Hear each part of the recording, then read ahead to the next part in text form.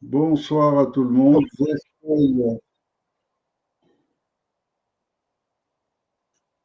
Voilà, c'est difficile, semble-t-il. Bonsoir à tout le monde. J'essaye de me lancer dans les manipulations informatiques et de diffuser simultanément sur CrowBanker et sur YouTube. Voilà pourquoi quelques petits réglages. On verra bien si c'est enregistré également sur CrowBanker. Et puis, avant tout, pour tout le monde, une annonce que je fais en entrée et que je vous laisse le soin éventuellement de répéter. J'ai annoncé que je serai le 20 mars, jour du printemps, pour à l'Élysée, pour prendre la place de Macron et faire procéder à son arrestation. Mais la date est changée parce que juste après cette annonce, peu de temps après, Macron a réagi en m'envoyant désormais la date du procès du 2 avril. Et donc, c'est changé. On change la date. On ne reste pas sur le 20 mars. On passe au 2 avril parce qu'en fait, c'est là où ça va être le plus important, dans la mesure où c'est là où le principe de l'inversion accusatoire, donc j'en reparlerai un petit peu plus en détail après, dans ce principe-là, c'est moi qui vais passer en jugement devant les juges et donc on va pouvoir éclaircir complètement toute la situation et le résultat est absolument fabuleux qu'on peut obtenir parce que en fait c'est ce tribunal qui peut nous donner le droit de faire arrêter immédiatement Macron et tous ses complices par les forces armées. Et donc, voilà ce que je vais essayer d'obtenir de ce tribunal. Alors, bien sûr, c'est Macron qui gère ce jeu de A à Z. C'est lui qui l'a géré au départ et qui continue de le gérer. Et en même temps, alors quand je dis Macron, c'est jamais Macron lui-même. Lui, c'est un abruti fini. C'est autour de lui ceux qui dirigent. Et donc, je vais rentrer dans le détail de l'opération complète parce qu'il est temps maintenant que les gens commencent à comprendre vraiment l'opération complète.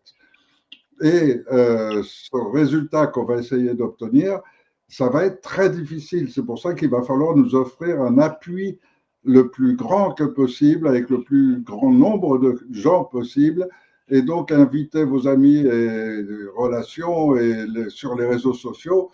Faites entendre ce mouvement du vendredi soir à 20h30. Tous les vendredis soirs, je serai en direct jusqu'à moins qu'il y ait une surprise, mais sinon, je serai en direct tous les vendredis soirs sans faute pour entrer dans tous les détails, répondre à toutes les questions et je continue d'inviter tous ces gens qui se présentent aux élections présidentielles, qui l'ont annoncé, tous ces têtes de parti, tous ces gens qui sont contre moi. Tout le monde est contre moi. Et donc, ces gens, je les ai toujours invités à débattre avec moi s'ils pensent que leurs idées sont meilleures ou que leurs idées peuvent sauver la France.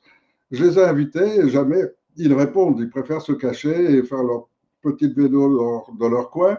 Les têtes de mouvement, c'est à peu près pareil. À part quelques rares, la plupart, ils sont là pour leur intérêt personnel et pas plus que ça. Et donc, ils sont encore dans l'esprit de la République, c'est-à-dire on est des partis, et chaque parti se bat contre les autres pour prendre le devant sur les autres, etc. Et vous le voyez en permanence, ils sont tous à dire c'est moi qui sais comment faire, et c'est toujours leur petite guéguerre. Alors, moi, je veux sortir de tout cela. Vous voyez que nos vidéos ne sont pas bonnes en qualité, ne sont pas avec des super montages ni rien, au contraire. Euh, Moi, je n'ai que ça à vous offrir, la vérité, l'authenticité. Des mots qui, pour beaucoup de gens, n'ont plus beaucoup de valeur, mais pour moi, on en a toujours beaucoup. Et je crois que c'est essentiel et qu'on a besoin aujourd'hui dans notre monde de vérité et de gens authentiques, de gens vrais. Alors voilà, ce sont les bases sur lesquelles je m'exprime tous les vendredis soirs, que je n'hésite pas à inviter n'importe quel politicien, je dis bien n'importe lequel, de tous ceux qui parlent des premières têtes de liste, les Zemmour, les Le Pen, ou que ce soit ceux derrière, les Asselineau, les Philippot, etc. Tous, sans aucune exception. Je les invite à venir et de pouvoir, au même titre que moi, parler sur cette chaîne et qu'on puisse débattre. Mais malheureusement, il semble qu'ils en ont tous peur. Alors, je vais vous répéter un petit peu toute l'histoire. Et toute l'histoire, elle est quand même essentielle parce qu'elle commence il y a très très longtemps avec une secte qui s'est étendue dans le monde entier par l'argent et des premières sectes qui se sont mis à sa disposition. Des sectes, il y en a des centaines dans le monde entier, des quantités absolument énormes, mais quelques-unes sont au-dessus des autres.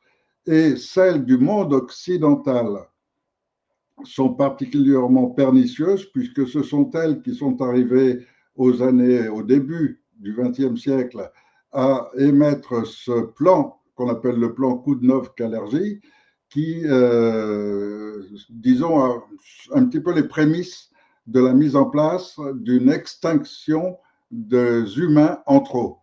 Alors, il y a eu une première tentative avec le sida sur l'Afrique pour essayer de faire disparaître les gens de couleur noire.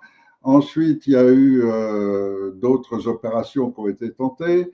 Et jusqu'à présent, ils n'ont pas réussi. Mais en ce moment, avec le Covid, ils sont en train de faire un très grand pas en avant. Et avec d'autres armes dont vous n'avez pas encore entendu parler, qui sont basées sur les ondes et sur des choses qui sont invisibles et imperceptibles. Donc, le schéma global, il est annoncé depuis les années 60, 70, en particulier avec les acteurs majeurs, des gens comme Kissinger, des gens comme les différentes hautes personnalités américaines essentiellement, et tout vient essentiellement des Américains. On dit que la France est le premier pays de la haute criminalité, de la pédocriminalité, mais il y en a d'autres qui ont institué cette situation en France. Et si la France est abattue à ce point-là aujourd'hui, c'est à cause de ces gens-là. Et donc, dans le schéma qui est annoncé depuis les années 75-80, ils ont annoncé très clairement qu'ils voulaient supprimer 7 milliards minimum d'êtres humains sur Terre. Enlever 7 milliards d'êtres humains, ça veut dire tuer des gens et ça veut dire le faire à long terme. C'est pas du jour au lendemain, c'est pas une bombe atomique qui tombe et efface d'un seul coup tout un continent. C'est donc par une multiplication avec de multiples guerres, avec de multiples produits chimiques et avec différents types d'attaques. Et parmi toutes ces attaques, l'une des toutes premières qu'ils ont mis en place, ça a été le Codex Alimentarius, une technique qui permettait déjà de baisser le système immunitaire de tous les humains. Ensuite, ça a été, grâce à Monsanto Bayer, ça a été de tuer le vivant, et tuer le vivant avec des armes qui tuent toute la vie des sols.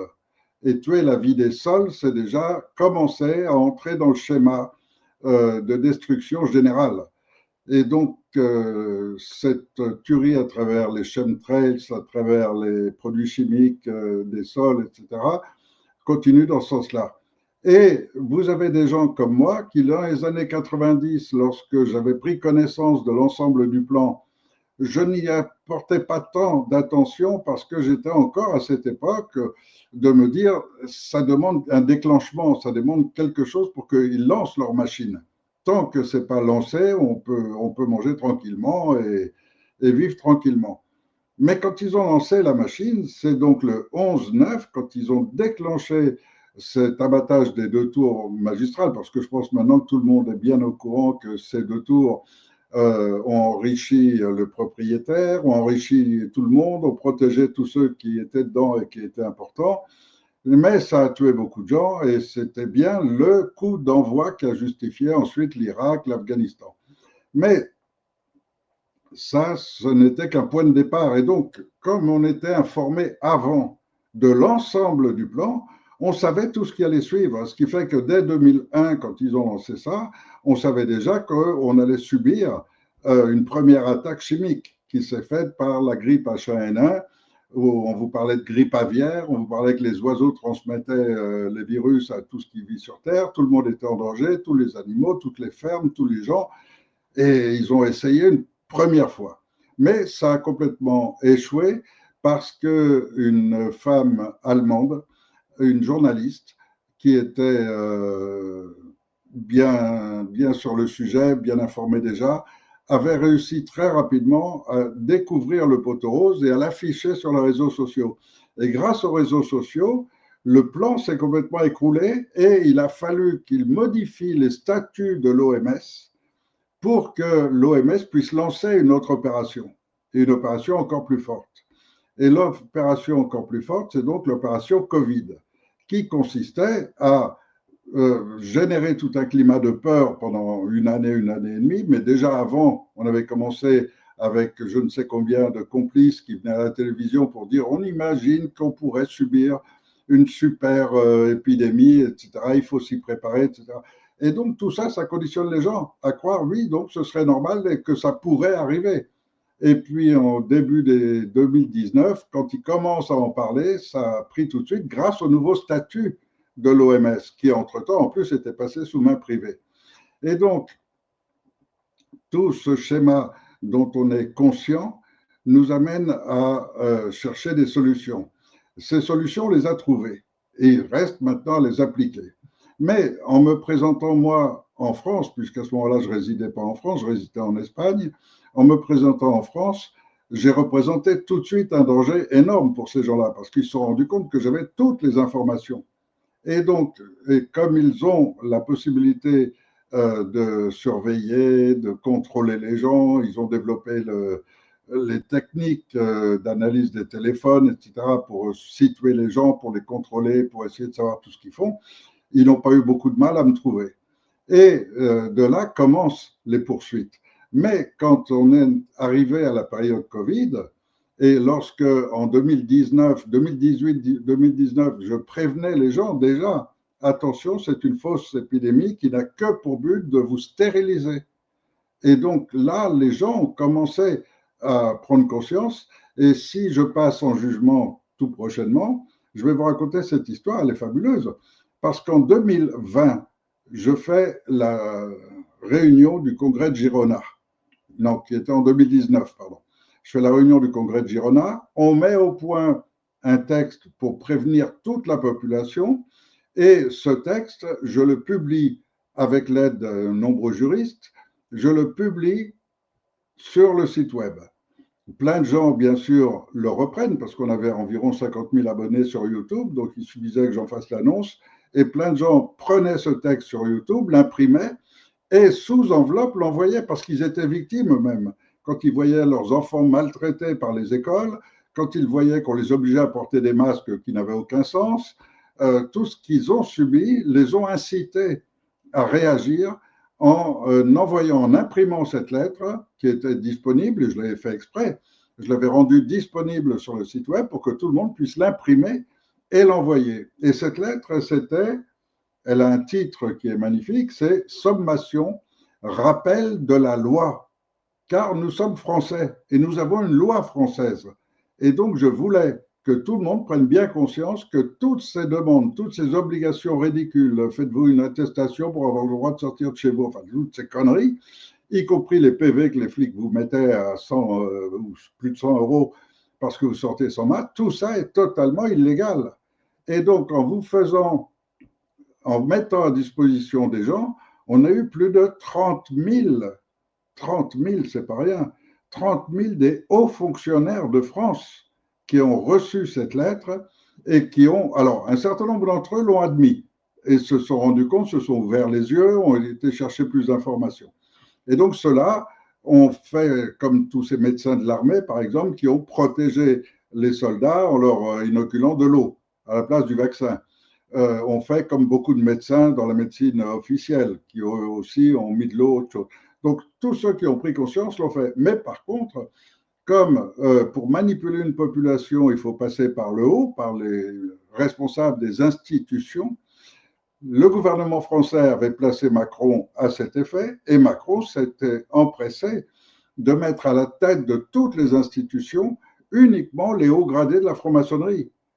Et lorsqu'il a appris, parce que je le faisais publiquement, je ne me cache pas, je suis authentique, je suis vrai, donc je parle sincèrement, et j'avais annoncé très clairement que je montais à Paris faire une déclaration publique, donc faire une conférence publique à Paris le 19 décembre 2020, c'est-à-dire 2 à 3 mois avant les premières injections. Je voulais faire cette conférence, prévenir tout le monde et en même temps sortir mon livre que j'avais écrit et dans lequel je donnais les 17 000 noms que les gens du Nouvel Ordre mondial, on va les appeler comme ça, ou du Deep State, comme vous voulez, que ces gens avaient dit, cela, attention, il ne faut surtout pas les vacciner. Cela, il faut ou leur mettre un lot spécial ou les vacciner avec de l'eau. Et donc, il y avait les 17 000 noms qui comprenaient les politiciens, les directeurs des médias, les responsables des médias, des journaux télévisés, des radios, et puis les hauts responsables des conseils de l'ordre, de toutes les institutions qui peuvent leur servir. Et donc, cela, pour les protéger, ils avaient établi une liste de 17 000 noms. Et tout ça figurait dans mon livre. Donc, Macron a pris peur. Et là, en même temps, c'est très important parce que c'est ce qui va démontrer qu'il savait pertinemment qu'il procédait et qu'il participait à un plan décidé de longue date, et bien au-dessus de lui, des Américains qui veulent éradiquer une partie de la population humaine.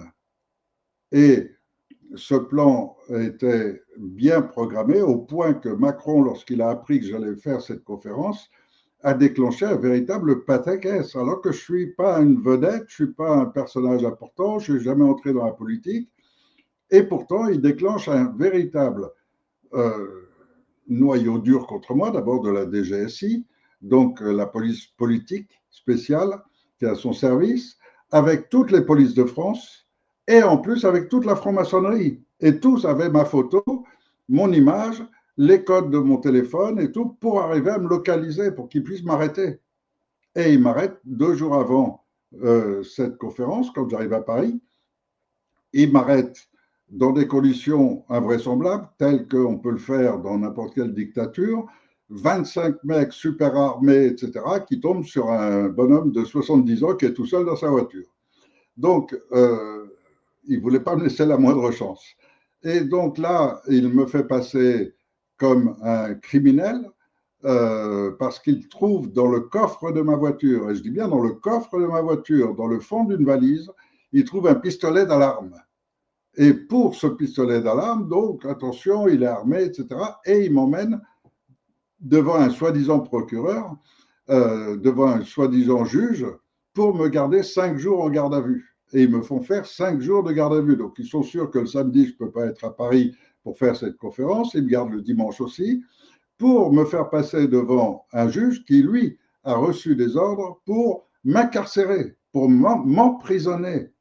Emprisonner un mec de 70 ans qui a un casier judiciaire vierge, qui est ce qu'on appelle blanc complètement, et qui, en plus, je ne suis pas sorti de ma voiture avec un pistolet à la main, ni rien du tout. Donc, juste, on trouve dans ses bagages et dans le coffre d'une voiture un pistolet d'alarme. Et pour ça, ce juge trouve un prétexte pour me faire emprisonner. Et ce juge véreux, donc que Macron avait envoyé pour ça,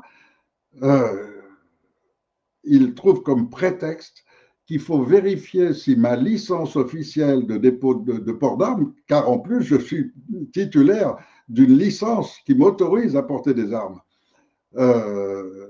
vérifier si cette licence qui a été faite en Espagne est valide en France. Et pour ça, il faut demander au Conseil européen si une licence espagnole est valide en France. C'est complètement aberrant et absurde comme raisonnement et à tous les niveaux. Mais c'est sous ce prétexte qui me fait enfermer en prison pendant 2 mois. Et quand au bout de 2 mois, ils reconnaissent que ça ne tient pas la route et que ça n'a aucun sens et qu'ils acceptent de me relâcher, à la sortie de la prison, dans la prison même, ils envoient 2 flics pour m'arrêter dans la prison, donc je suis doublement prisonnier, et m'embarquer directement pour le centre de la France, où là, il a placé un copain à lui, franc-maçon, et puis le parcours classique, quoi. Le petit officier de carrière militaire, qu'on passe dans le civil, qu'on fait former à Paris avec les copains, ensuite qu'on met dans la banlieue parisienne pour s'assurer qu'il obéit parfaitement et qu'il applique tout ce qu'on veut, et à la fin, on le nomme dans un tribunal où il va pouvoir servir pour servir les intérêts de Macron. Et on m'amène chez ce procureur-là à Cusset, un petit bled à côté de Moulins, c'était pour se rappeler le bon temps de Pétain peut-être. Il me ramène dans ce petit bled Et ce procureur a inventé une histoire absolument invraisemblable, comme quoi j'aurais acheté des sous-marins atomiques, des avions Rafale, des chars, des je sais pas quoi, enfin tout un matériel militaire, il appelle ça. Et alors, pour une accusation d'avoir acheté du matériel militaire, il rajoute achat, détention, possession, et tout ça, ça fait des articles en plus, ça permet de grossir le dossier et de dire, vous voyez à quel point il est dangereux. Et le petit papy de 70 ans qui passe dans ce tribunal se retrouve mis en prison le temps que la police cherche le long des routes si elle trouve les sous-marins que j'ai achetés ou les avions ou je ne sais pas quoi. Mais ce système leur permet de m'emprisonner. Et ils m'emprisonnent comme ça pendant presque un an. Plus encore, 8 mois de plus après en liberté surveillée. Donc, c'est vous dire un peu, déjà plus d'un an et demi de prison pour absolument rien, sans rien avoir fait de mal. Sinon, d'avoir voulu présenter mon livre et annoncer publiquement, faites attention, ne vous faites surtout pas vacciner. Et donc, ça indique bien que Macron avait l'intention de participer à ce génocide mondial et d'y participer activement, de faire taire les opposants. Et d'autres opposants ont subi des choses comme très proches de ce que j'ai subi. D'autres ont été complètement effacés des réseaux sociaux. Tout le monde a subi les censures, les blocages, etc. Dès que vous ouvriez le mot, la bouche pour parler de Covid, immédiatement la vidéo était censurée et demander à tous les alerteurs, tous ceux qui ont essayé d'alerter, dans ces années 2019-2020, c'était la censure à fond, et 2021 encore plus, pendant qu'ils vaccinaient avant. Et jusqu'à vacciner des femmes qui ont fourni une marchandise énorme d'enfants, de fœtus, d'avortements, enfin c'est monstrueux. Ce qu'ils ont fait est absolument monstrueux. Et ce sont des dizaines de milliers. C'est pas de quelques cas sur qui c'est tombé. Non, c'est pratiquement toutes les femmes qui ont été vaccinées ne peuvent plus avoir d'enfants. Et quand elles ont un enfant, elle a toutes les chances qu'il soit autiste ou atteint de malformation ou qu'il aura quelque chose. C'est leur programme et on se débat contre ce programme. C'est pour ça qu'aujourd'hui, tous ces gens qui se battent les uns contre les autres pour essayer de dire je veux passer au-dessus, je veux être le président de la République, etc., ils n'ont rien compris. Et ils n'ont surtout pas compris que la République est un système mortifère. La République, c'est fait pour tuer. Regardez la première République, comment elle est née. Elle est née par le génocide vendéen. Elle est née par le massacre de tous les Français qui refusaient la République. Ensuite, vous avez Napoléon, qui est un haut chef de la franc-maçonnerie. Et ensuite, vous arrivez à la Deuxième République qui recommence la même chose. C'est-à-dire qu'il faut tuer. Et donc, eux, ce qu'ils font, c'est accentuer là où ça rapporte encore plus aux dirigeants, pas au peuple, c'est colonie et donc l'esclavagisme.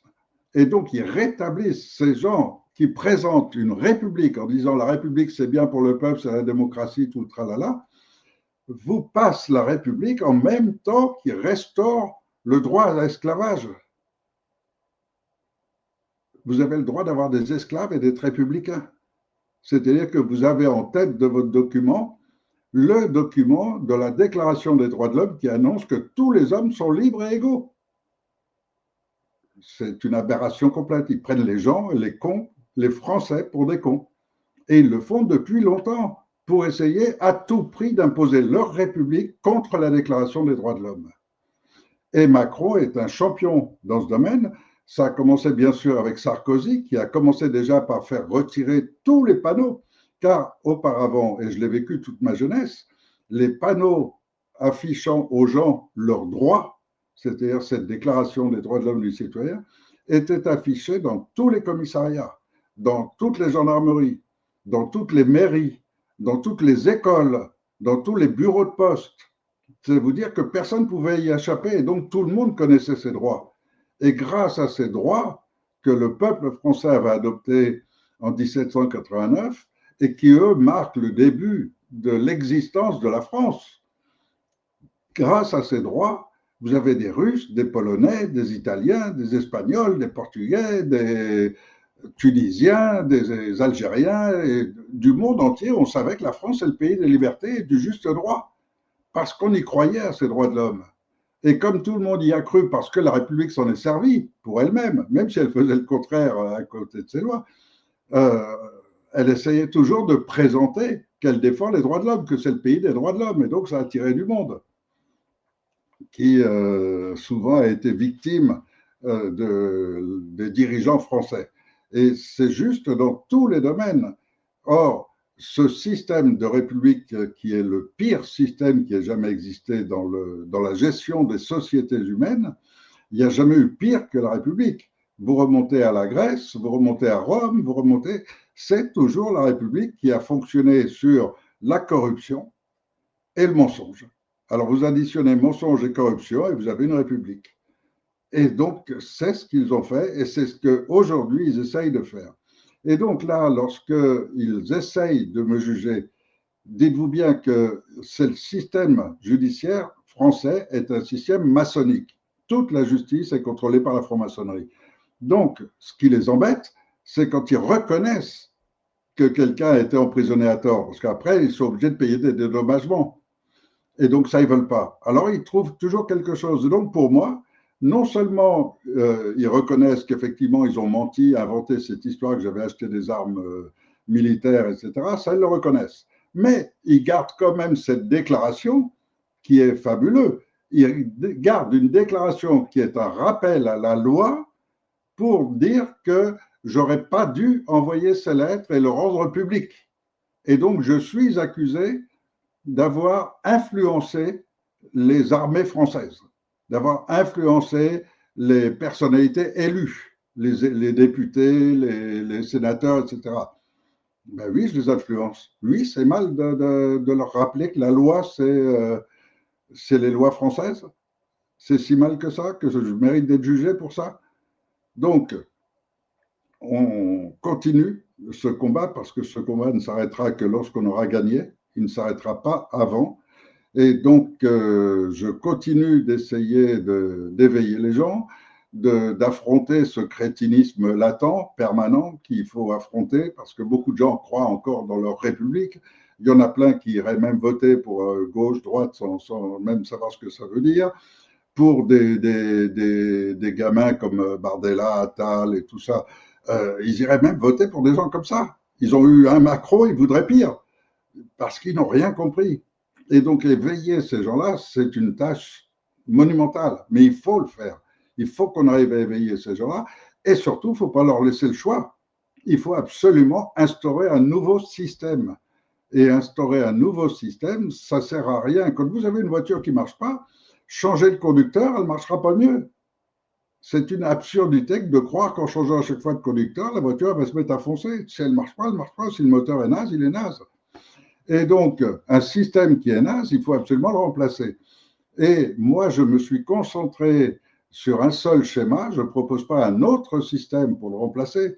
Ce que je propose, c'est une période de transition. Et d'ailleurs, vous verrez qu'il y a plein de mouvements maintenant qui se dénomment eux-mêmes transition. Ça veut dire qu'eux-mêmes sont dans le système républicain, ça peut en sortir, mais ils veulent copier mes idées pour essayer de se mettre en avant. Et ils voudraient essayer de convaincre en parlant de transition, d'autres en parlant de conseil de transition, d'autres en parlant de conseil de sages. Voilà, ils essayent de reprendre tous les schémas qu'on a mis au point.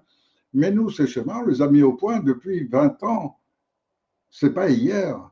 En plus de ça, on l'a fait avec les meilleurs penseurs de France, avec des avocats, des médecins, avec les vrais penseurs. Et généralement, beaucoup sont des écrivains. Et donc, on a un schéma qui a été dessiné pour permettre une transition, c'est-à-dire donner tout le pouvoir au peuple de France et obliger, amener tout le monde à se rendre compte que si aujourd'hui vous avez des éléments compliqués dans la vie, que ce soit les guerres mondiales qui se préparent, que ce soit les situations en Israël, en Iran, en Ukraine, au Cambodge, peu importe de qui vous avez la vérité.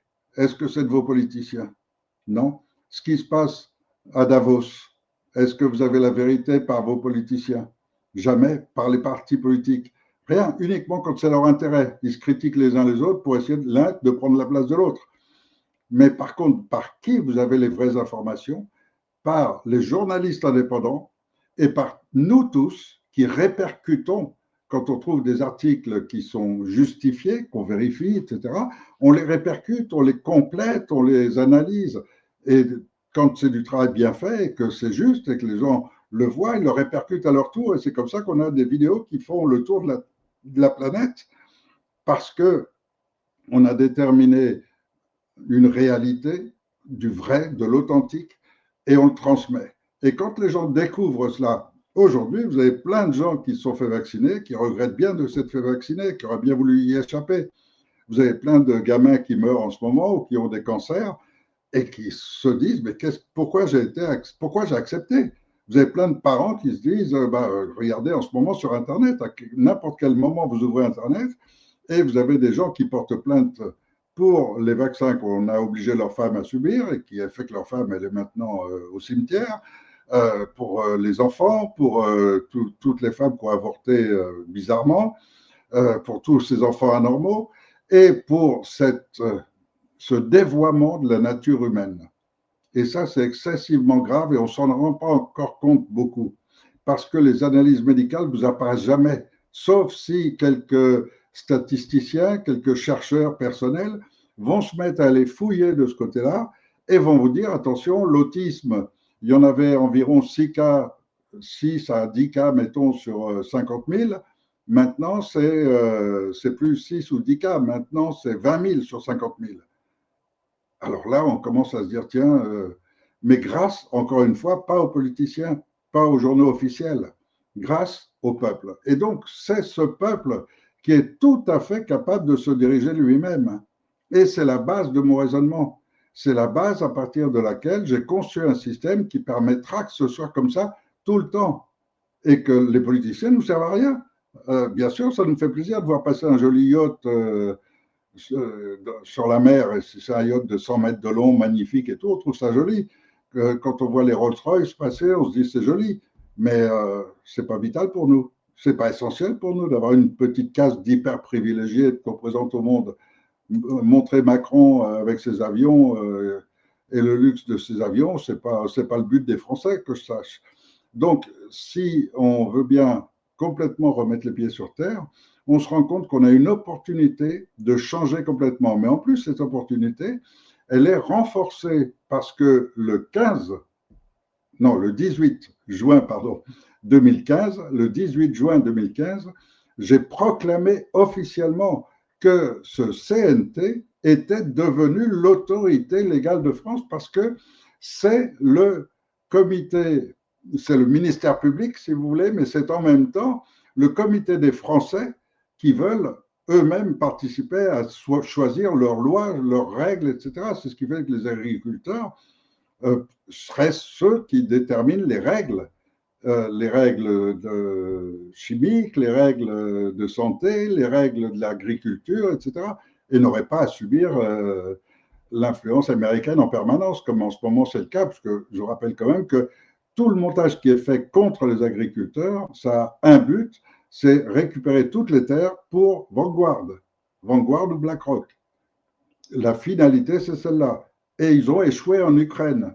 Et ce qui les emmerde en Ukraine, c'est qu'a priori, ils ont acheté toutes ces terres de l'Ukraine, je dirais l'Ukraine asiatique, l'Ukraine de l'Est, pour les récupérer pour eux. Et quand Poutine a déclenché la guerre, ben maintenant, ils ne peuvent pas réclamer à Poutine les terres qu'il a déjà prises.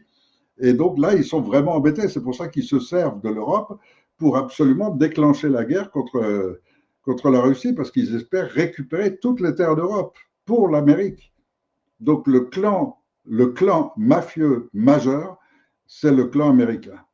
Alors un clan qui arrive parfois à convaincre le président ou à faire élire un de ces présidents qu'ils ont choisi et qui va représenter ce deep state, comme on l'a vu avec Clinton, avec Obama, avec Bush. Et peut-être que Trump est différent. Et peut-être que Trump est en train de mener une bataille de son côté contre ce deep state qui a coulé les États-Unis, car les États-Unis sont morts. Les États-Unis, regardez le nombre de pauvres qu'ils ont chez eux, regardez la déliquescence de leur société. bon, au départ, ce n'était pas une société très évoluée, c'était tous les débris de l'Europe réunis là-bas, mais c'est une société qui est complètement en chute libre et qui est en train de se détruire, qui n'a plus qu'un seul moyen de continuer à gagner de l'argent, c'est de vendre des armes et donc de multiplier les guerres et de continuer avec la chimie et les armes. Parce que leurs deux plus grandes armes, c'est la chimie et les armes. Mais enlevez-leur la chimie en rétablissant une vraie santé, éliminer les guerres meurtrières, ils vendront plus d'armes et puis les États-Unis sont morts. Ça redevient juste un petit pays comme ça devait être au départ. Et ça ne devient pas l'immense potentiel auquel les Américains croient encore pour la plupart. Donc voilà la situation globale. Alors quand ils me convoquent pour le 2 avril, bien sûr, eux, ils tournent les documents en les inversant. Donc au lieu d'accuser clairement le procureur d'avoir inventé une histoire à la mort moelleux, au lieu d'accuser le premier procureur d'avoir emprisonné une personne sans aucun motif, non, eux, ils vont tourner tout ça pour m'accuser, pour essayer de trouver quelque chose. Et donc, ils renversent un rappel à la loi, ils le renversent en disant qu'à cause de moi, comme j'ai signé ce document, eh bien, les gens qui l'envoient menacent les hauts gradés militaires, menacent les sénateurs, menacent les députés, menacent les ministres. Et donc, avec cette accusation, ils espèrent obtenir que je sois condamné, ne serait-ce que symboliquement, 1 an ou 2, juste pour dire comme ça, on ne doit pas lui payer de dédommagement. Mais ils m'ont tout pris, tout pris. Ils m'ont réduit à la misère totale et je veux être dédommagé. Et donc, en plus, mais plus que l'argent ou que retrouver une vie normale, plus que tout, je veux la vérité. Et ça, c'est ce qui les insupporte. Et la vérité, c'est qu'ils ont inversé toute la réalité. Moi, je suis très fier du travail qu'on a fait tous ensemble lors de ce congrès de Girona, où à 500 personnes, on a réussi à produire un document fabuleux. Ce document de sommation, rappel à la loi, a sauvé des milliers de gens en France. Des milliers de gens en France, en lisant ce document, se sont abstenus de maltraiter plus les enfants, se sont abstenus de forcer des femmes enceintes à recevoir la picouse qui les condamne. Plein de gens ont été protégés parce qu'ils ont pris connaissance de ce document. Donc moi, je suis très fier de ce document.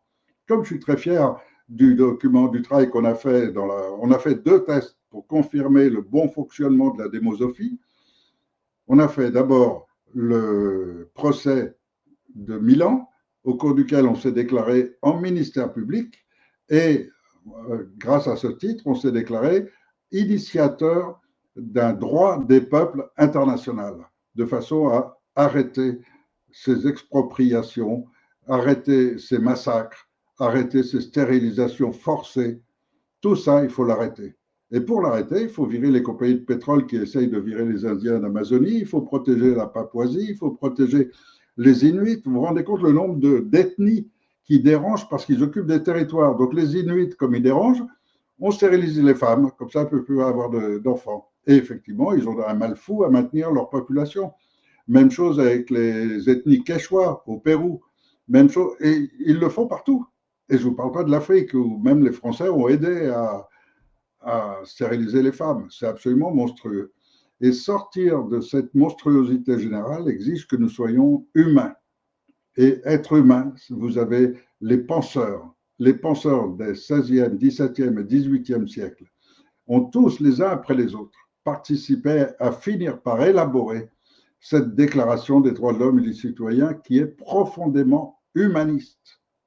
Et c'est ça que on fête le 14 juillet. Mais le 14 juillet, on vous fait croire qu'on fête la prise de la Bastille. Ça, c'est les républicains qui essayent de vous le faire croire, en vous faisant croire que grâce à ça, on est passé du roi et de la religion à un système beaucoup plus libre. Mais c'est complètement faux. C'est la déclaration du 26 août, c'est-à-dire 1 mois après cette date du 14 juillet, c'est 1 mois après qu'est sortie cette déclaration des droits de l'homme et du citoyen qui, elle, a été adoptée par le peuple français et par tous les peuples du monde, et dont les concepts en tant que loi, ce sont les Français qui l'ont apporté aux États-Unis, qui l'ont sorti en 87. Et en France, c'est validé en 89. Et ensuite, ça a été validé jusqu'à l'ONU, jusqu'à l'Europe, etc., qui continuent hypocritement à dire qu'ils le font. Même si Sarkozy le présente comme une petite annexe à ajouter à la Constitution. C'est-à-dire que pour Sarkozy, c'est la Constitution qui est importante, et ça, c'est une petite annexe comme ça à regarder au passage à la fin du bouquin. Mais c'est complètement faux. La loi française, elle commence là. Et tout ce qui sort de cette loi française, c'est la Déclaration des droits de l'homme et du citoyen, dans laquelle nos aïeux avaient pensé qu'il y aurait des gens comme Sarkozy ou comme Macron, et qui avaient prévu que s'ils violent les droits humains, alors leur constitution n'a aucune valeur. Et ils l'ont écrit très clairement, ils en ont fait tout un article entier dans lequel ils précisent bien que toute organisation qui ne respecte pas comme premier objectif le respect des droits humains n'a aucune valeur, elle est invalide. Et donc, depuis que Sarkozy a signé le traité de Lisbonne, la France, elle est sans gouvernement légal. Il n'y a plus de gouvernement du tout. Mais pour le faire admettre à des gens qu'on a conditionnés à l'extrême, avec qui on a mis au point des méthodes de conditionnement dans les armées, dans la police, dans la gendarmerie, on met au point des méthodes de conditionnement. N'écoutez pas la loi, écoutez votre supérieur et seulement votre supérieur. Et grâce à ce système, ils arrivent à totalement manipuler toute la population parce qu'il y a un supérieur pour 50 ou 100 en dessous. Et comme les supérieurs, ils sont choisis par Macron ou par Sarkozy ou par Hollande, systématiquement, vous avez les supérieurs les plus véreux, qui sont en général tous au moins au 30e grade de la franc-maçonnerie, et qui se servent de la franc-maçonnerie pour continuer de manipuler tout le monde. Regardez le nombre de policiers et de gendarmes qui sont rentrés dans la franc-maçonnerie. Alors, bien sûr, eux, on les fait naviguer à des niveaux du 5 à 10 ou quoi. Il y a 33 niveaux. On les fait naviguer dans les petits niveaux en leur faisant rêver qu'après, ils vont découvrir les grands secrets, etc. Mais en fait, soit ils sont satanistes, adorateurs de Satan, et ils aimeront la pédocriminalité, ils protégeront les pédocriminels, etc. Et vous le voyez dans toutes les affaires actuellement. Regardez un petit peu toutes les affaires qu'il y a sur la pédocriminalité et vous retrouverez la totalité des hauts dirigeants de la France. Vous les retrouverez dans les ministères, vous les retrouverez à la tête des institutions, vous les retrouverez dans la haute magistrature. C'est là où se trouvent tous les pédocriminels. Et donc, forcément, les francs-maçons du bas sont là pour les protéger. Et donc, notre système global, c'est ça. Alors, pour faire face à ce système, on a le concept complet qu'on a mis au point et avec lequel on a les gens les cerveaux de France qui nous ont rejoints. Et donc, c'est ce qui fait qu'on est très fort de pouvoir dire on va redresser la France, mais on va le faire avec intégrité, c'est-à-dire en considérant que l'intelligence commune générale, ce qu'on appelle l'IHC, intelligence humaine collective. Il fallait trouver et mettre au point le système. Et on l'a mis au point et on l'a testé lors de ce procès de Milan et lors du congrès de Girona. Et donc, les résultats sont fabuleux. Si on utilise l'intelligence de toute la population, on a des résultats qui n'ont rien à voir avec les conneries des ministres et des présidents actuels. Et toute cette situation en Ukraine, etc., n'évolue pas. C'est pour ça qu'on a mis en place ce système, qu'on l'a pensé, qu'on l'a testé, qu'on l'a vérifié et qu'on peut dire en toute sécurité, demain, je vais à l'Élysée, je prends la place de Macron et 3 mois après, la France est libre et les Français sont heureux.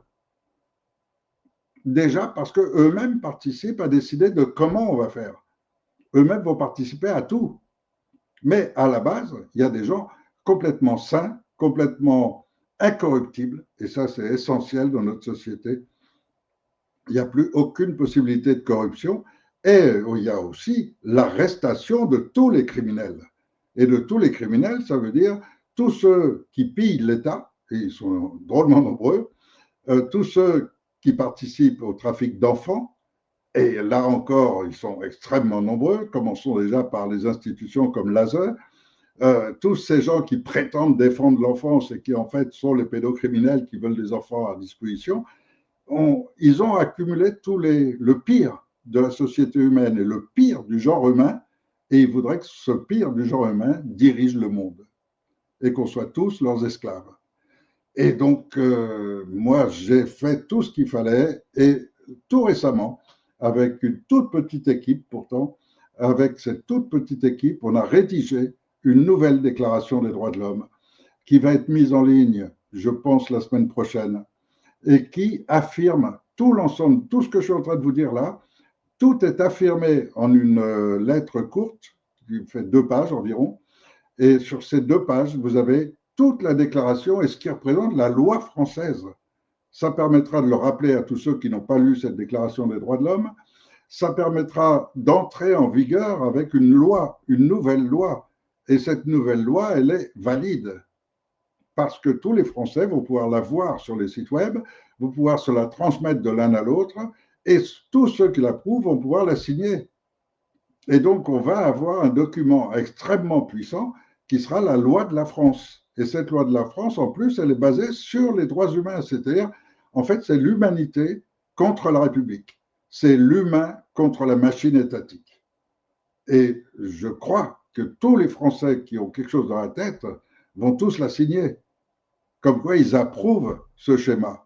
Et le fait que nous-mêmes, on s'accorde 3 mois seulement pour mettre en place la structure qui va permettre que les Français soient seuls responsables de leur pays, qui peut offrir mieux que ça? Qui va réussir en moins de temps encore?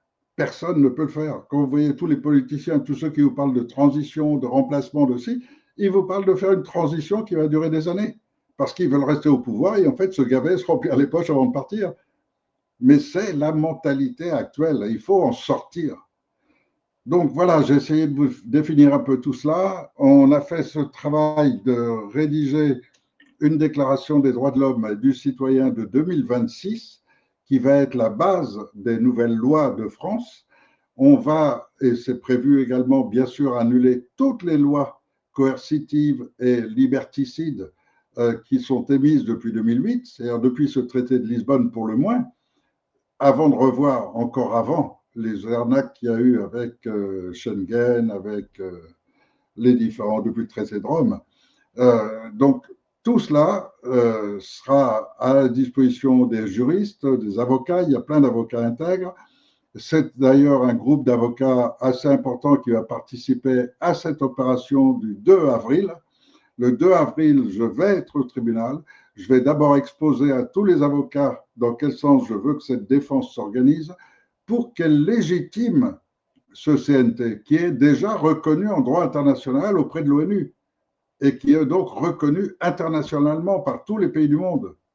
Donc on est déjà sous le régime de ce CNT, ça c'est le régime légal de France, et si la justice reconnaît ce régime, c'est-à-dire reconnaît les droits de l'homme, alors à ce moment-là, on a tout gagné, parce qu'à l'instant même, on pourra donner l'ordre aux armées de procéder à l'arrestation des criminels.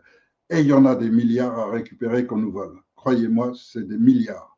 C'est ce qui fait que dans le plan de redressement de la France, il est prévu une très forte augmentation des salaires, il est prévu un revenu minimum pour toute cette durée de la transition, il est prévu un grand nombre d'opérations, y compris la protection des agriculteurs, etc. Donc tout est prévu dans ce programme. Alors je sais qu'il y a un tas de petits mouvements sur Internet qui sont venus comme s'ils voulaient s'affilier avec nous, qui étaient là juste pour essayer de récupérer toutes les idées, maintenant qui essayent de les présenter pour eux. Mais ils n'ont pas compris, ils ne connaissent pas le schéma global. Et la transition qui est à faire, elle est mondiale. Elle n'est pas seulement française. Ce qu'on déclenche en France, nous, avec cette opération, en reprenant notre pouvoir, ça va être très vite transmis à tous les peuples autour. Et je vous garantis qu'il y a des peuples similaires qui attendent notre signal en Espagne, en Italie, en Allemagne. Et une fois que ces 4 pays-là ont retrouvé leur souveraineté, leur liberté et que le peuple est souverain, tous les pays d'Europe suivront et il n'y aura plus d'Europe parce que ça n'intéresse personne, ça n'a aucun sens. Donc voilà un petit peu quelle est la situation au jour. J'ai le plaisir, enfin le déplaisir de vous dire que je renonce donc à aller le 20 mars à l'Élysée. Je n'irai qu'après le 2 avril avec ce jugement. Parce que si la justice nous donne le pouvoir immédiat de déclencher la révolte, qui va ensuite être une révolte mondiale, mais qui commencera par la France, D'abord, ça redore le blason de la France sur le plan international, ça met la France en position pour participer à l'arbitrage général et à l'établissement d'un véritable droit international pour que les voyous qui dirigent des États aujourd'hui ne puissent plus entrer chez le voisin, on enlève le président parce qu'on en préfère un autre. C'est un monde de fou qu'on est en train de vivre. Je voudrais que les gens soient conscients, se rendent compte. Ce qu'on est en train de vivre depuis quelques années, c'est vraiment un monde de fou. Comme s'ils étaient persuadés qu'avec l'injection Covid, ils ont complètement détraqué les cerveaux et qu'ils peuvent se permettre tout ce qu'ils veulent. Donc, je voudrais voir s'il y a des questions auxquelles j'essaierai de répondre.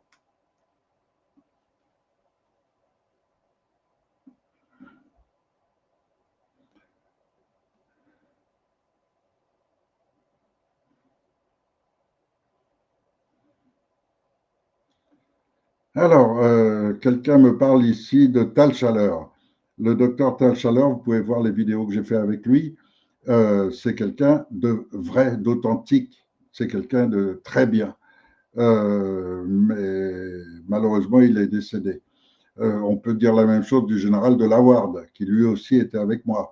On peut parler aussi de... Bon, je ne vais pas donner les noms de ceux qui sont encore vivants parce que je n'ai pas envie de les faire tuer. Mais croyez-moi, dans cette première équipe que j'ai préparée, ils sont 400, seulement 400 personnes, alors qu'en fait, il y a 5 à 10 000 personnes très rapidement qui vont être là. Mais dans un premier temps, il faut un petit groupe avec moi à l'Élysée et il faut 400 personnes seulement. Et croyez-moi, dans ces 400 personnes, vous avez tous les cerveaux nécessaires. Et nous, on est des humains. Et en tant qu'humains, on reconnaît ce qu'on a fait de mal dans le monde, et on en a fait un paquet au même titre que tous les pays européens, mais aussi on continue d'ignorer totalement les religions, les droits, les valeurs sociales, les valeurs d'argent. Vous n'êtes pas mieux parce que vous êtes plus riche. Ça, tout cela, vous allez les retrouver dans la République. Et à la tête de la République, vous avez tous les plus riches de France, c'est facile. Donc, on oublie toutes ces valeurs-là. Il n'y a pas de religion, il n'y a pas de niveau social, il n'y a pas de niveau politique. Tout ça, ça ne compte pas. Ce qui compte réellement, ce sont les humains vrais, les humains sincères, les humains authentiques. Et aujourd'hui, j'ai avec moi Mohamed. Mohamed qui a pris une forte responsabilité il y a quelques années, donc je le présente ici parce que souvent il fait des vidéos de par lui-même. Mohamed a la responsabilité de participer à la néopole. La néopole, c'est la nouvelle forme de police, parce que dans un monde sans guerre, on n'a pas besoin d'armée. Dans un monde sans guerre, dans un monde où on veut nous occuper de nos enfants et de notre qualité de vie, on n'a pas besoin de commencer à préparer des armes pour tuer le voisin. Donc, tout le concept armée, gendarmerie, police va être complètement remanié avec des gens comme Mohamed qui va y participer et d'autres. Donc, dont Stan Mayo qui est aussi accusé avec moi et que j'espère qu'il va pouvoir retrouver de la liberté d'ici là parce que malheureusement, je n'ai pas de ces nouvelles depuis un certain temps. Mais j'espère bien en avoir et il fait partie de ces piliers au même titre que, bon, Mohamed n'a pas eu peur de se montrer parce que déjà dans sa ville et dans sa région, il est très connu des services de police, etc., qui reconnaissent cette qualité.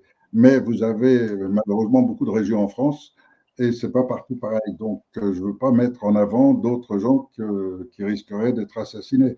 Pour l'instant, celui qui risque le plus, c'est moi. S'il ne m'assassine pas le 2 avril, je serai à Cusset, dans ce trou perdu à côté de Moulins, en souvenir de Pétain.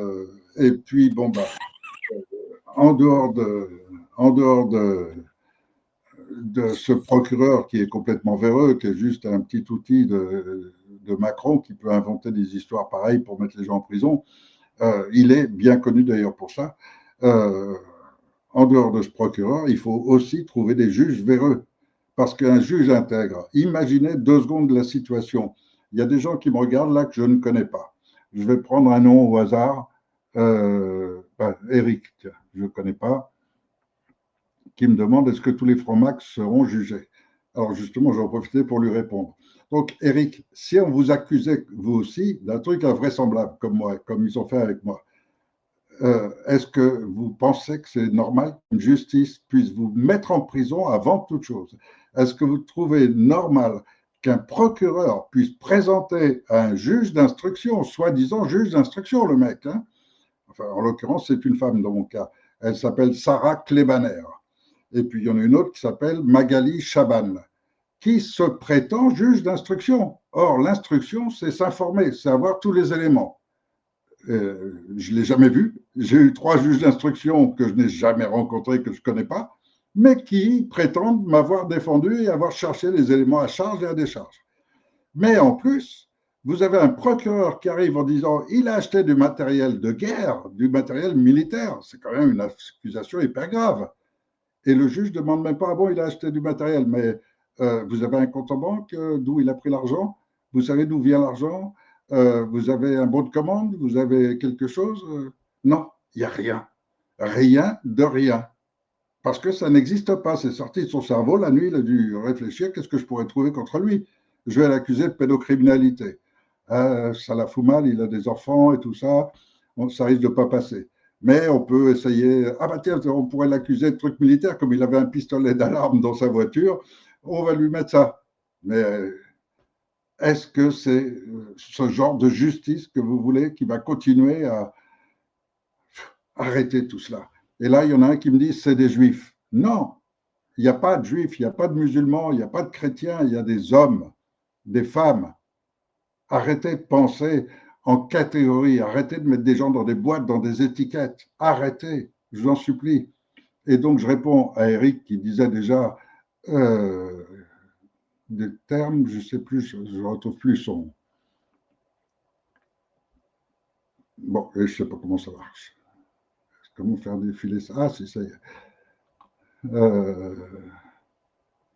J'ai trouvé quelqu'un qui s'appelait Eric, alors comme c'est le même prénom que moi, je voulais me servir de son commentaire, mais je ne le retrouve pas.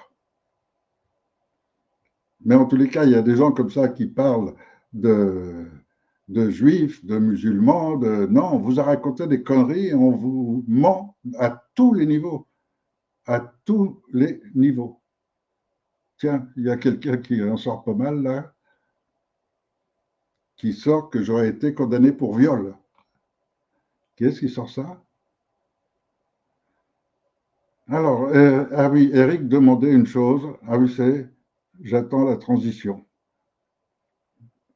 Fioril a été condamné pour viol il y a 25 ans. Ah bon, il y a 25 ans, j'étais où? Là, vous auriez dû mieux choisir vos dates parce que 25 ans, si je ne me trompe pas, ça nous amène en 1990. Or, il se trouve justement qu'à cette époque-là, 1925, oui, il y a 25 ans. Donc, vous m'accusez d'avoir commis un viol en 2000, en l'an 2000. La plainte, elle serait espagnole, elle ne serait pas française déjà, parce que j'étais plus en Espagne depuis longtemps, en France depuis longtemps, pardon. Alors après, est-ce qu'on va condamner, quelqu'un demande, est-ce qu'on va condamner tous les francs-maçons? L'étiquetage est toujours mauvais. Vous avez des gens intègres, des gens bien, qui sont rentrés dans la franc-maçonnerie parce qu'ils ont été bernés au départ. On leur a fait croire que c'était une association philanthropique, que c'était pour le bien de l'humanité. On leur a fait faire des petits trucs. Et ces gens sont au petit niveau. Et ils ne méritent pas de... On peut juste les accuser d'avoir été cons. En plus de ça, vous en avez plein dans l'administration et surtout gendarmerie et dans l'institution judiciaire, simplement parce que ce sont des gens qui veulent une meilleure situation sociale. Donc le gars, il gagne 1 800 euros ou 2 000 euros par mois et on lui propose de le faire monter à un poste où il va toucher 2005. Ben, bien sûr qu'il dit oui. Ce qu'on va lui demander, c'est d'obéir à la secte. Parce que le principe, c'est on te fait monter parce que tu es con, et comme tu es con, tu vas obéir, on va te donner des ordres et tu vas toucher un gros salaire. Et donc, des petits francs-maçons comme ça, il y en a plein. Vous avez 140 000 francs-maçons en France. Et vous n'avez même pas 10 000 qui sont le haut de gamme, qui sont au-dessus du 30e degré. Et donc, oubliez tous les autres francs-maçons en dessous parce que cela n'a aucun intérêt.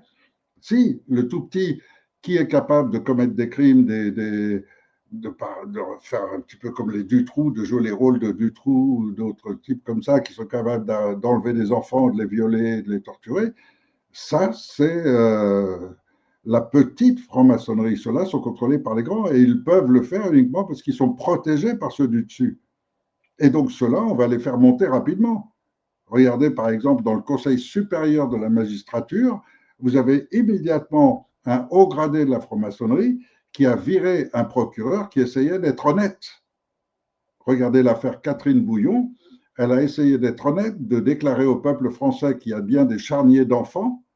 Et pour ça, elle a été virée le lendemain même par un haut dignitaire du Conseil supérieur de la magistrature, qui lui-même, 4 ans après, s'est retrouvé accusé de pédocriminalité et condamné. Mais lui a des condamnations minimum. Donc, oubliez totalement les musulmans ou les juifs. Ni les musulmans sont des terroristes, ni les juifs sont tous des riches qui essayent d'exploiter les autres. Les deux sont faux. Il y a des gens.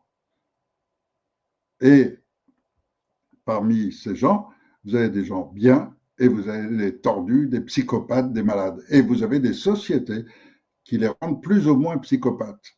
Et actuellement, on est dans une société qui nous rend tous malades. Regardez le nombre de gens qui se rendent compte qu'eux-mêmes ne sont pas dans leur état normal, qu'eux-mêmes ont l'esprit en permanence perturbé. Vous avez tout un système sur Internet de dissonance cognitive qui amène les gens à perdre leur état, à perdre le nord, tout simplement.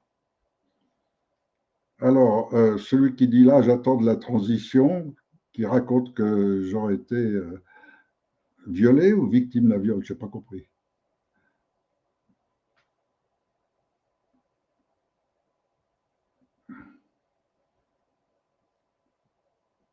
Ah ben, j'ai repassé sur le truc.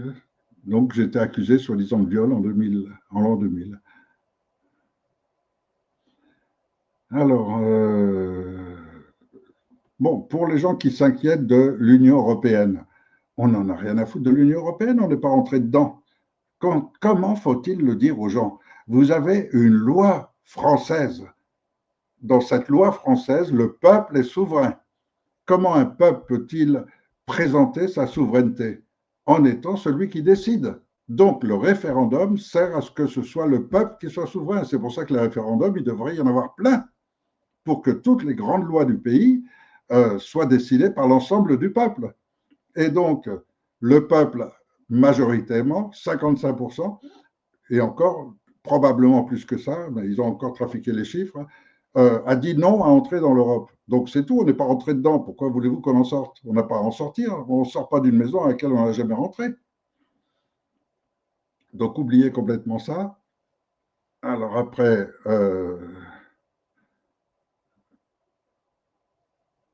dans toutes les religions, vous retrouvez le même schéma, quelle que soit la religion. Vous avez au départ des gens qui ont des idées bonnes, en général humanistes, et grâce à ces idées humanistes, ils ont du succès, ils arrivent au pouvoir, parfois ils changent un peu, parfois ils restent intègres et ils disparaissent. Et puis vous avez 20 ans, 30 ans, 40 ans, 50 ans. En islam, c'est 30 ou 40 ans après. Un autre mec qui prétend entendre les idées de celui qui est mort depuis 30 ans en disant oui, il avait dit ça, comme s'il se rappelait tout ce que le mec. Et il rédige son code. Et en disant ça, c'est l'islamisme, et il faut respecter Mahomet, c'est le fondateur, etc. Mais c'est tout du mensonge, depuis le départ. Et le christianisme, c'est encore mieux, on l'a inventé 300 ans après la mort de Jésus. 300 ans après. Toutes les religions sont basées sur ces mêmes schémas. Et dans chacune de ces religions et dans les textes, comme les textes sont rarement écrits par toujours la même personne, la plupart du temps, vous avez différentes idées qui s'opposent. Et ensuite, vous avez ceux qui vont prendre les bonnes pour l'humain et ceux qui prennent les mauvaises. Donc, si vous prenez la Bible, vous allez avoir d'un côté dent pour dent. Donc, on vous donne une claque, rendez-la aussi fort. Et de l'autre côté, vous avez, si on tend sur la joue droite, on tend de la joue gauche. Et dans toutes les religions, vous trouverez la même chose, c'est-à-dire des termes totalement opposés les uns aux autres. Et puis, vous avez des groupes qui vont prendre tous les mauvais termes en disant ça, c'est le bien. Et vous avez d'autres groupes qui veulent les termes humanistes. Et l'humanisme réunit toutes les religions. Dans l'humanisme, vous allez trouver des témoins de Jéhovah, vous allez trouver des chrétiens, des musulmans, des juifs, et vous allez trouver des taoïstes, des shintoïstes, des confucianistes, des bouddhistes, etc. Et dans le bouddhisme, c'est pareil. Vous avez dans le bouddhisme des textes qui vous disent l'homme, la femme sont tous au même niveau et sont égaux, et vous avez d'autres textes qui vous disent la femme, c'est le déchet de l'humanité. Et dans toutes les religions, c'est le même schéma. Donc, ne me parlez pas de religion. Et chez nous, au CNT, et avec nous, ce qui nous intéresse, c'est votre faculté de penser et de penser au bien commun. Donc, si vous avez ces facultés de bien commun, le bien commun, lui, nous est utile. Et n'importe quelle idée utile à tous est bienvenue immédiatement.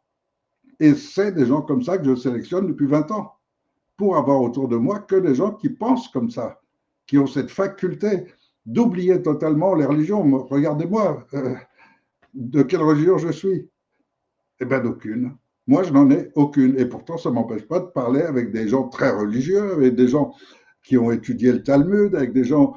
Et puis, mais je m'en fous complètement. Ce qui m'intéresse, c'est leur capacité aujourd'hui à apporter du bien à l'ensemble de l'humanité. Et quand tout le monde aura acquis ce genre d'idées, on sera tous frères et cousins avec le Burkina Faso, avec le Mali, avec la Chine, avec tous les pays du monde, parce qu'on n'a aucune raison d'être en guerre les uns contre les autres. On n'a rien à gagner. Quand on fait une guerre à quelqu'un, c'est pour lui voler ce qu'il a. Toutes les guerres sont basées là-dessus. Les guerres n'ont jamais eu d'autre intérêt que le vol, le pillage gratuit. Une fois qu'on a tué toute une population, on prend tout son territoire et toutes les richesses du territoire.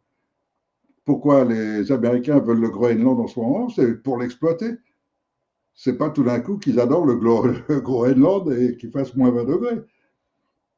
Non, ils veulent l'exploiter. Et c'est partout pareil. Et pourquoi on massacre des Indiens dans la... On sacrifie la forêt amazonienne. On est en train de détruire la forêt amazonienne. On détruit toutes les forêts d'Indonésie. Et je ne vous parle pas de l'Afrique, qui a déjà subi tellement avec les colonisations, avec les massacres, avec tout ça. Et ne me dites pas non plus l'esclavage, c'est quelque chose de mauvais. Non, c'est l'histoire humaine. Et dans cette histoire humaine, vous avez des Blancs qui ont été esclaves des musulmans pendant très longtemps, c'est les guerres barbaresques. Vous avez des Arabes qui ont été esclaves des Blancs, vous avez des Noirs qui ont été esclaves des... Et tout le monde a été esclave de tout le monde. Et tout ça, c'est une humanité qui a toujours été manipulée par quelques-uns au-dessus. Et ce que je vous propose, c'est qu'on arrête ces manipulations, qu'on arrête que quelques-uns soient au-dessus. Un gouvernement doit obéir à son peuple. C'est pour ça que le concept qu'on met en place dès le départ, c'est un gouvernement qui va être sélectionné pour être parfaitement incorruptible, parfaitement conscient de la situation et qui va savoir y réagir avec compétence. Voilà, ce qui nous intéresse aujourd'hui, c'est ça. Pour donner un pouvoir total au peuple. Et en prenant le temps d'expliquer, en donnant tous les détails. Mais c'est ce qu'on va essayer de faire. Et pour l'instant, ce qui nous manque, la petite étincelle qui nous manque, c'est peut-être celle qu'on va avoir le 2 avril si on a la chance d'avoir un juge honnête. Alors, je sais que ce sera un coup de chance assez exceptionnel, mais on peut toujours rêver et surtout, on aura une possibilité de faire appel. Et on a avec nous des avocats parmi les plus pointus de France qui, normalement, devraient bien défendre cette position complètement mieux que moi et le faire en plus dans les termes nécessaires pour convaincre un juge en espérant qu'il y a, même s'il n'est pas intègre, qu'au moins il y ait assez d'intégrité en lui ou une lueur qui fait qu'il se rende compte que l'humanité est au bord de la bascule et que la bascule, pour qu'elle penche du bon côté, c'est lui qui peut le faire avec son jugement. Et si son jugement condamne ce procureur et ses juges d'instruction, reconnaît le CNT, alors le lendemain même, on a la police avec nous et on va arrêter Macron. Et tous les ministres et toute la bande autour et tous les complices autour qui sont complices de ce génocide parce que parmi les crimes contre les principaux dirigeants, il y a le crime contre l'humanité qui est reconnu mondialement par tout le monde comme étant un des crimes les plus graves. Alors il faut être logique. ce sont les mêmes qui vont juger du crime. Non, il faut revoir tout à fait l'institution judiciaire et que le peuple, pardon, et que le peuple participe à ce tribunal. Donc voilà un petit peu tout mon petit discours du vendredi soir. Je rappelle que je n'irai pas le 20 mars comme prévu pour le jour du printemps, je le regrette, à moins que l'armée ne se déclenche d'ici là. Il suffirait de trouver quelques colonels ou lieutenants qui seraient intègres, qui auraient réussi à avoir la confiance d'assez de leurs hommes pour en emmener quelques-uns sur le terrain de la loi et que ces gens se mettent à reconnaître la loi française et non pas les supérieurs. Parce que pour l'instant, ils sont manipulés par les supérieurs, mais ils renoncent à la loi française. Et c'est ce qui n'est pas normal et c'est ce qu'il faut arriver à faire passer comme message. Et je compte sur vous tous pour m'aider à faire passer ce message et le faire entendre le plus loin possible. En attendant, dans les jours qui viennent, vous aurez, d'ailleurs, je vais peut-être pouvoir le mettre sous cette vidéo, je vais vous mettre le texte de la nouvelle constitution qui prend vigueur ce mois-ci. Elle est en vigueur pour nous déjà et pour tous ceux qui participent au CNT. Et c'est la transition qui est exposée en entier avec les nouvelles lois et le nouveau régime juridique de France. Donc tout ça va appartenir à cette vidéo, vous le trouverez dans le descriptif. Merci à tous pour avoir eu la patience de m'écouter jusqu'au bout. Je souhaite que ce 2 avril marque le début d'une nouvelle ère, une ère de la bienfaisance, une ère de l'amour, une ère où on va pouvoir aimer. Aujourd'hui, c'est même difficile d'aimer. On est tellement, tellement perturbé par toute cette société, ces malfaisances de tous les côtés, jusqu'au niveau économique. Aujourd'hui, vous avez des gens qui essayent de tendre la main à quelqu'un d'autre et qui sont déjà pris exsangues économiquement et qui sont obligés de ne pas pouvoir être généreux comme ils voulaient l'être. Vous avez plein de gens qui souffrent en permanence de cette misère à laquelle on nous contraint et qui n'a aucun sens. Comme vous avez plein de gens qui souffrent de froid chez eux. Tout ça n'a aucun sens. Il faut arrêter de toute urgence. Voilà, je vous ai exposé mon point de vue en entier. Je vous remercie d'avoir été là et je vous dis à vendredi prochain où je m'exprimerai plus en détail sur cette nouvelle déclaration qu'on lance maintenant et à laquelle j'espère que vous allez participer.